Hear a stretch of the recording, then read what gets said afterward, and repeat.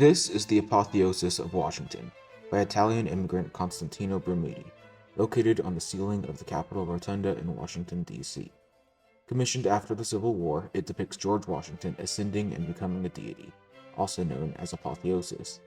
Surrounding Washington is imagery from Roman mythology and art depicting figures from classical Roman mythology alongside American figures. For example, Washington is wearing purple, common for ancient Roman generals, and is sitting next to goddesses Victory and Liberty. Around the edges are 6 scenes of deities, representing American ideologies. Below Washington is Columbia, the national representation of the United States, fighting for liberty in war. Next is Minerva, representing science. Then there is Neptune, highlighting Americans' marine power as seahorses and Venus lay the transatlantic telegraph cable. Mercury then represents America's commerce as he hands a bag of gold to Robert Morris, who funded much of the Revolutionary War. Next, Vulcan represents America's mechanical power, and finally, Ceres and Flora preside over agriculture. But this fresco really highlights an idea put forth by Robert Bella that claims that America has adopted a civil religion.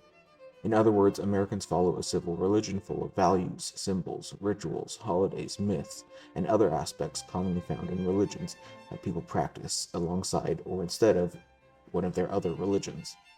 With this painting depicting the literal deification of one of its founders and the first president of the United States, it should be no surprise that Americans not only act as if their patriotism and nationalism is a religion, but merely by nature of being American, some form of that civil religion is part of every person's conscious or unconscious practice. In recent years, the glorification of America by some Americans feels undoubtedly religious, and artwork such as this in the nation's capital should serve as a reminder, and even a warning, of civil religious fanaticism that can be, at its worst, destructive and murderous, or at its best, thriving and welcoming.